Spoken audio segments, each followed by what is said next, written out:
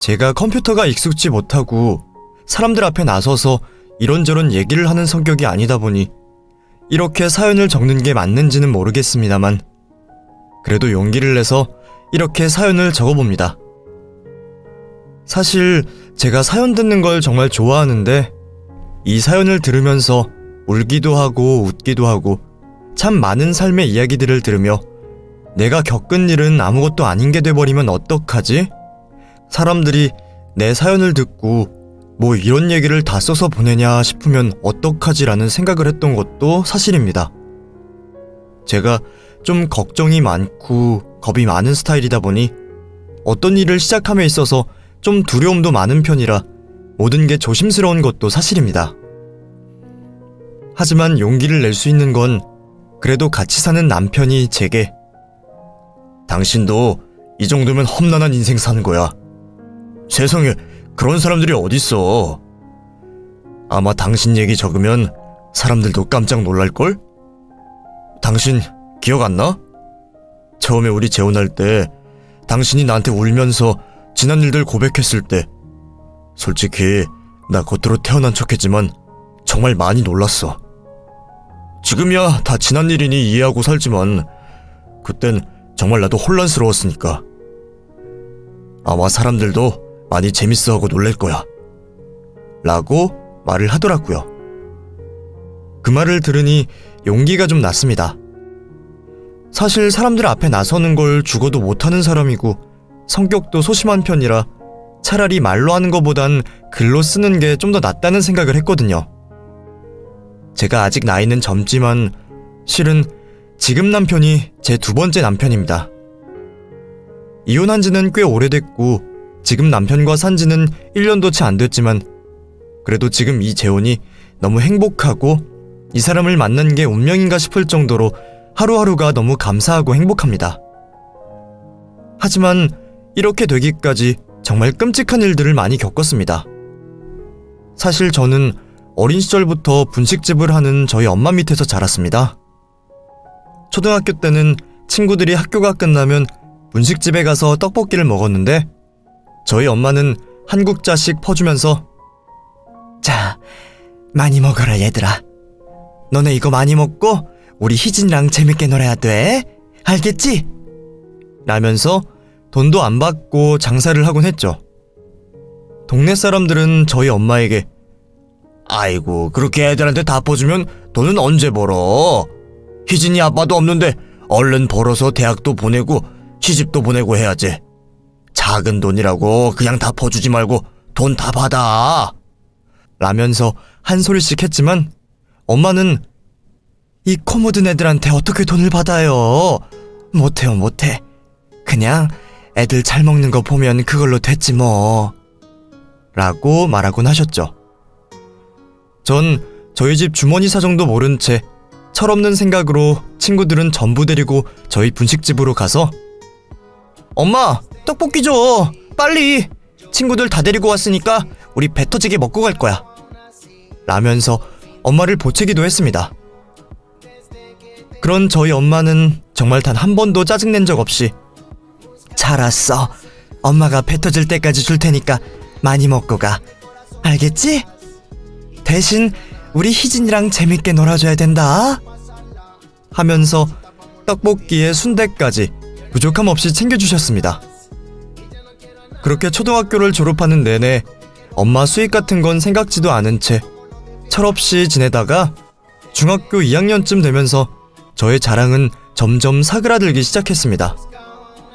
먹는 건 정말 많이 먹었지만 사춘기다 보니 친구가 많이 없었고 이상하게도 친구를 안 데려가니까 언제 그랬나는 듯 저희 분식집이 장사가 잘 되기 시작했고 꽤 큰 돈을 벌 수가 있었죠. 하루는 어떤 아저씨가 찾아와서 저희 분식집 가맹점을 내고 싶다면서 저희 엄마에게 양념이나 부재료들을 수급해줄 수 있냐는 얘기까지 듣게 됐습니다. 엄마는 그런 깜냥까진 안 된다며 거절했지만 그날 집으로 돌아와서는 세상에 나한테도 이런 일이 생기는구나. 내가 손맛이 좋긴 한가 봐. 장사하길 너무너무 잘했어. 세상에 살다 보니 이런 일도 있어. 라면서 베개를 꼭 끌어안고 잠이 들곤 했죠. 저희 엄마는 참 소녀 같고 착한 사람이었습니다. 베푸는 건 많지만 욕심은 없고 사람들에게 친절하고 진상 손님이 한두 명쯤 있을 법도 한데 단 한 번도 손님에게는 화를 낸 적이 없는 사람이었죠. 그런 엄마를 보고 자라서 그런지 저는 온순한 편이었고 큰 사고 없이 고등학교를 졸업했습니다. 하지만 그 다음부터가 문제였죠. 학창시절을 잘 보냈지만 하고 싶은 일이 없었습니다. 그냥 남들처럼 산무직이나 취직해서 적은 돈이지만 월급을 따박따박 받으며 생활하면 좋겠다라는 생각을 하면서도 그게 너무 답답하고 싫었습니다. 그렇다고 해서 꿈이 있는 것도 아니고 뭘 하면 좋을지도 모르겠고 20살이 됐지만 저의 진로를 정하지 못하고 있자 엄마는 제게 그렇게 집에만 있을 거면 나와서 엄마 일이라도 좀 도와줘. 안 그래도 알바를 구할까 말까 했는데 알바비 줄 테니까 가게 나와서 일이나 해. 라고 말하더라고요. 집에서 노느니 차라리 그게 낫다고 생각했고 저는 어릴 때부터 한 번도 해본 적이 없던 서빙이나 음식 보조, 배달 일을 하기 시작했습니다. 그런데 웬걸 이게 해보니까 생각보다 너무 재밌더라고요.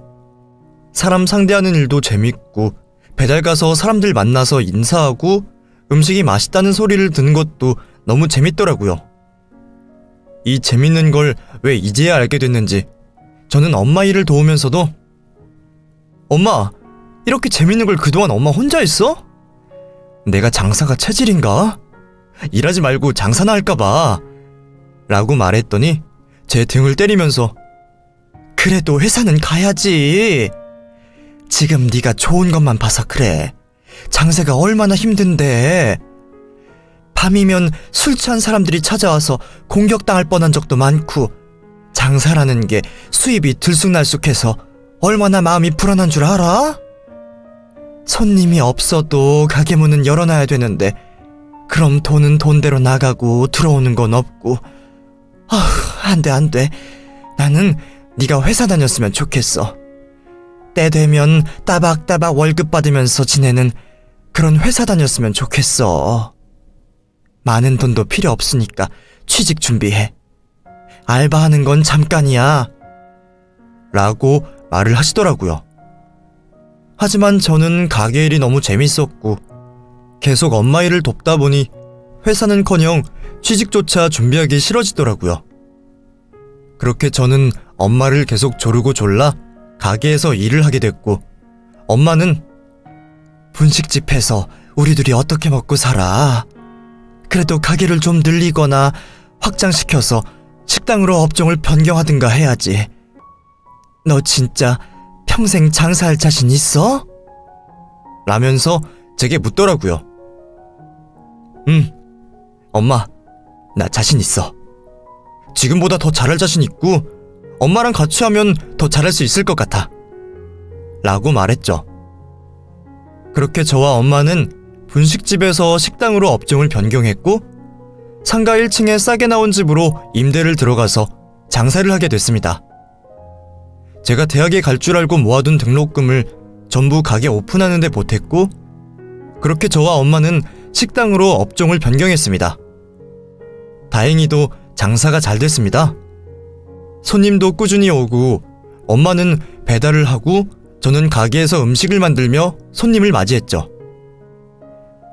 하지만 그 행복이 오래가지 못했습니다. 엄마는 비가 많이 오는 날 배달을 하다가 오토바이 사고로 그 자리에서 하늘나라로 떠났고 엄마가 떠난 그 이후로 저는 도저히 혼자 가게를 운영할 수 없다는 생각이 들었습니다. 그렇게 한 달 정도 집안에서 계속 술만 마시다 보니 가게세는 내야 하고 돈은 돈대로 나가는데 수입은 없고 정말 이대로 살다가는 길거리에 나앉을지도 모른다는 생각이 들더라고요.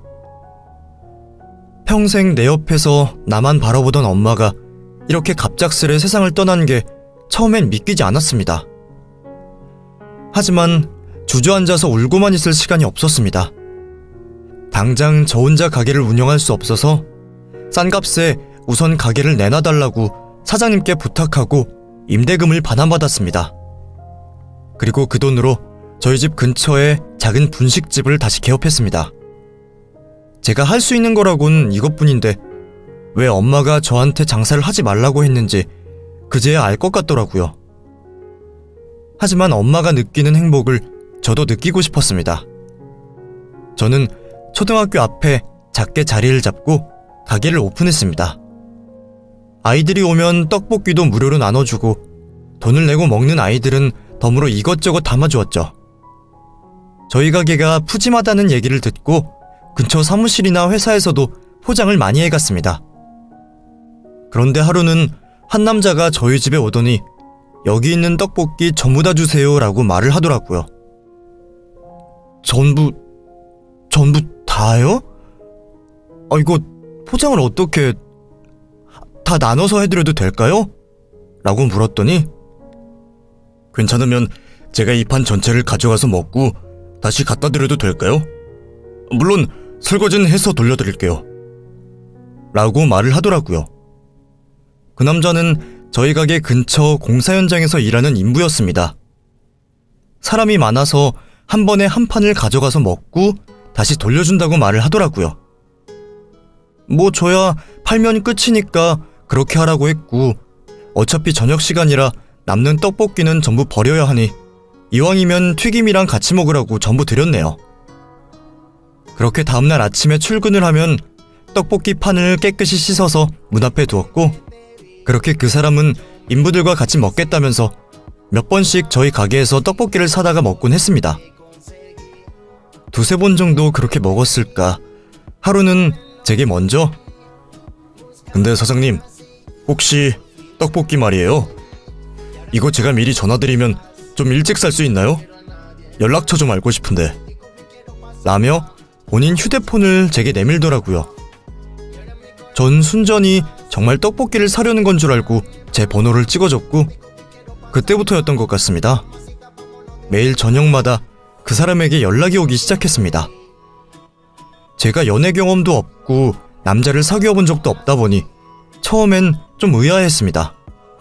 문자를 보내오면 답장을 꼬박꼬박 하긴 하지만 대체 저녁은 먹었냐고 왜 물어보는 건지 지금 뭐 하는지가 왜 궁금한지 좀처럼 이해가 가지 않았죠. 그렇게 한 달 정도 연락을 주고받다가 그 사람이 하루는 영화를 보러 가자고 제게 얘기하더군요. 저는 깜짝 놀라면서 영화를 보러 가자고요? 저 가게 문 열어야 되는데? 라고 답장했더니 그럼 가게 제가 도와줄 테니까 가게 문 닫으면 그 다음에 영화 보러 가요. 라고 하는 겁니다. 영화요? 저랑요? 저 혹시 이거 데이트 신청 같은 건가요? 아니라면 죄송해요. 제가 이런 게 처음이라 진짜 몰라서 묻는 거예요. 라고 물었더니 그 남자가 웃으면서 데이트 신청 맞아요. 저 희진씨 마음에 들어서 희진씨랑 데이트하고 싶어요. 라고 하는 겁니다. 그제야 알았습니다. 그 사람이 왜 제게 밤마다 연락을 했는지, 왜 저희 가게에 와서 매번 남은 떡볶이를 전부 사갔는지. 그제야 머릿속에 퍼즐이 하나둘씩 맞춰지더라고요. 참, 제가 왜 그리도 눈치가 없었는지 저도 그 사람과 연락을 하면서 정이 들었던지라 그렇게 가게 문을 닫고 처음으로 데이트라는 걸 했습니다. 그렇게 저희는 영화를 보며 손을 잡았고 밖으로 나와 맥주를 마셨습니다. 주변 친구들이 연애를 하고 대학을 다닐 때 저는 엄마와 장사를 했고 엄마가 돌아가시고 난 뒤에는 어떻게든 살아보려고 아등바등 됐는데 이 사람은 저와 다른 인생을 사는 것 같았습니다. 공사장 인부인 줄 알았던 그 사람은 알고 보니 공사장의 관리자였고 저보다 4살이 많은 남자였습니다.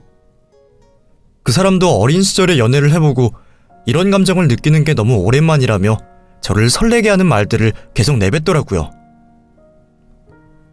희진 씨는 예뻐서 손님들이 가게에 많이 찾아오죠. 솔직히 떡볶이가 맛있는 게 아니라 희진 씨 얼굴 보러 찾아오는 거 아니에요? 처음엔 저도 그랬으니까요. 라면서 웃더라고요. 그 말을 듣는데 어찌나 떨리고 식은땀이 나던지 데이트라는 걸 하고 나서 집에 돌아왔는데 밤새도록 그 사람 생각만 나고 너무 심장이 두근거려서 그날은 데이트했던 그 당시를 떠올리느라 밤을 꼴딱 샜습니다. 그리고 나서 그 뒤로 저희는 몇 번의 만남을 더 가졌고 한 달 정도 같이 시간을 보내다가 연인이 되기로 했죠. 그 사람은 일이 끝나면 저희 가게에 와서 일도 도와주고 가끔은 배달도 나가줬습니다. 동네 사람들은 "아이고, 희진이네 총각이 들어왔네. 신랑이야?" 라면서 장난을 치기도 하셨고 그 사람은 정말 자기 일처럼 저희 가게 일도 열심히 해줬습니다.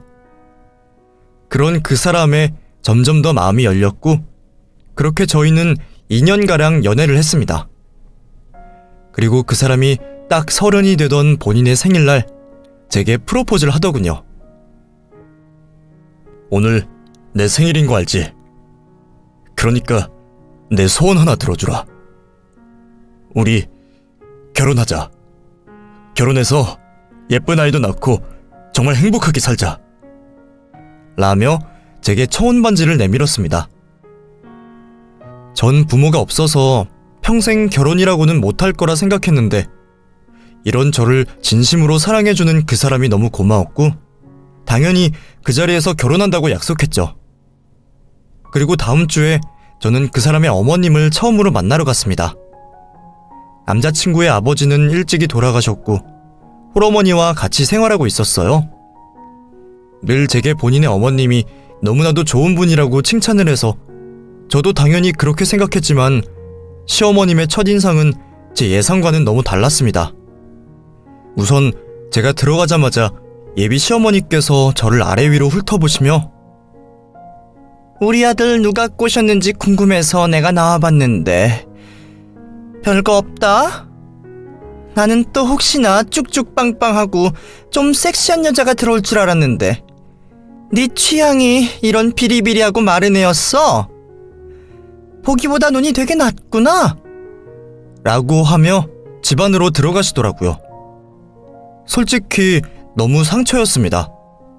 제가 잘난 외모는 아니지만 그렇다고 해서 못난 외모도 아니었고 제 명의로 된 가게도 운영하고 있으니 솔직히 꿀릴 것도 없었고요. 입지도 좋아서 저 먹고 살 만큼은 돈도 벌었고 더 확장해서 가맹점도 내고 싶은 꿈도 있었죠. 안 그래도 예비 시어머니께서 저를 앉혀두고 물어보시더라고요. "결혼해도 일은 계속 할 거지? 요즘엔 다 맞벌이 하는데 설마 우리 아들이랑 결혼한다고 해서 집안에 들어앉아서 전업주부로 사는 꼴 나는 못 본다. 자고로 여자도 나가서 벌어야 돼. 뭐가 됐든 한 푼이라도 벌어야 남자가 덜 힘든 거야." 라면서 제게 돈을 벌라고 하셨고 저 역시도 "네, 저도 그럴 생각이에요. 저희 엄마 돌아가시기 전에 가맹점 내는 게 꿈이셨는데 그 꿈 제가 대신해서라도 꼭 이뤄드리고 싶어요. 그래서 저도 하는 데까진 계속 해볼 생각입니다. 지금은 작은 분식집이지만 나중엔 큰 가게로 만들고 싶고 TV 출연도 하고 싶어요." 라면서 당차게 제 포부를 밝혔죠. 그런데 갑자기 시어머니께서 푹 하고 웃으시더니 "가맹점? 예, 분식집으로 뭐 얼마나 대박을 치겠다고 가맹점이야. 그냥 하던 거나 해. 이상한 욕심내서 하던 거 망하지나 말고. 왜 송충이는 솔잎만 먹고 산다는 말도 있잖니? 뭐 솔직히 우리 집도 그렇게 대단한 집은 아니고 그렇다고 학자가 있는 것도 아니라서 결혼을 반대할 명목까진 없고 적어도 네가 살림을 잘하는지 못하는지 내가 내 눈으로 봐야겠으니 결혼하고 1년 정도는 신혼생활은 포기하고 우리 집에서 살도록 해. 내가 귀하게 키운 아들을 아무것도 모르는 너한테 그냥 거저보낼 순 없잖아. 안 그래? 우리 집에서 1년 살면서 나한테 살림도 배우면서 사는 게 내 결혼 허락 조건이야. 부모도 없는 천혜고아를 받아주는데 그 정도는 할 수 있겠지? 라고 말씀하셨고 저는 기분은 나빴지만 차마 그 말을 거절하지 못하고 감사하다고 꾸벅 인사를 하고 집 밖을 나섰습니다. 솔직히 대답해놓고도 많이 두렵고 무서웠습니다. 그렇게 저희 두 사람은 6개월간의 결혼 준비 끝에 결혼식을 올릴 수 있었고, 제가 친척밖에 없다 보니 저희 이모와 이모부가 혼주석에 앉아주셨습니다. 제 가게 때문에 신혼여행도 가지 못했지만 남편은 그것마저 이해해주는 너무 고마운 사람이었습니다. 그렇게 저는 결혼식을 올리고 집에 가서 짐을 싸서 남편과 시어머니가 사는 집으로 갔습니다. 어머님은 남편이 쓰던 방을 저희 부부에게 내어주셨고, 그렇게 저희 시집살이가 시작됐죠. 솔직히 별거 아니라고 생각했습니다. 어차피 저는 가게에서 보내는 시간이 훨씬 많은 사람이라 어머님과 마주칠 일 자체가 별로 없기도 하고, 새벽 근무가 많은 남편의 얼굴조차 보는 것도 쉽지 않다고 생각했으니까요. 제가 결혼하고 첫날 아침에 일찍 일어나서 아침을 차리고 밥상을 준비해두고 어머님 방에 노크를 하며 "어머님, 저 먼저 나가볼게요. 가게 문 열어야 해서." 라고 속삭였더니 어머님은 대답을 안 하시더라고요. 그렇게 저는 장을 보고 음식 준비를 했고 아침 일찍 가게를 오픈했습니다. 그런데 오전 장사를 준비할 때쯤 어머님이 가게로 찾아오셨더라고요. 그리고는 저희 가게 앞에서 고래고래 소리를 지르며 "너 지금 부모 없는 거 티내니? 왜 이렇게 애가 못 배운 티를 내는 거야?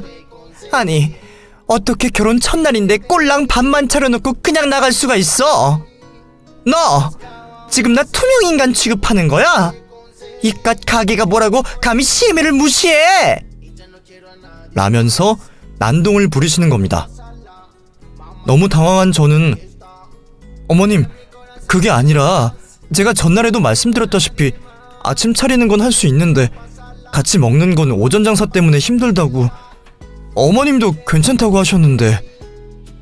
라면서 어버버거렸더니 소리를 지르시면서 제가 만들어 놓은 떡볶이에 김밥이며 튀김을 전부 부어버리시고는 가시더라고요. 세상에, 난동도 이런 난동이 없었습니다. 그 광경을 본 옆집 야채가게 아줌마는 "시애미가 성격이 보통이 아니네. 아유, 그냥 쥐죽은 듯 살아야겠어. 어찌 저래, 남편은 안 그러던데." 라면서 고개를 저으시더라고요. 그렇게 저는 난장판이 된 가게를 정리하며 한없이 울었고, 결혼 첫날인데 어떻게 이렇게까지 하실 수 있나 이런 생각을 하며 가게를 정리하고 남편에게 전화를 걸었습니다.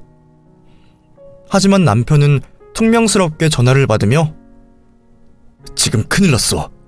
우리 회사 부도로 넘어가게 생겨서 변호사랑 상담 중이야. 나중에 연락할게." 라면서 전화를 끊더라고요. 저는 갈 곳이 없어서 터벅터벅 길을 걸었고, 밤이 다 돼서야 집에 도착해서 물 한 잔을 마시고 잠이 들었습니다. 그리고 다음날 아침 남편이 들어왔습니다. 술이 떡이 된 남편은 비틀거리며 제 옆에 누웠는데 그 순간 여자 향수 냄새가 진하게 나더라고요. 하지만 그땐 그냥 아무 말도 하지 못했습니다. 결혼한 지 얼마 되지도 않았는데, 얼마 안 된 게 아니라 이제 막 신혼생활을 시작했는데 그런 의심은 하고 싶지 않았거든요.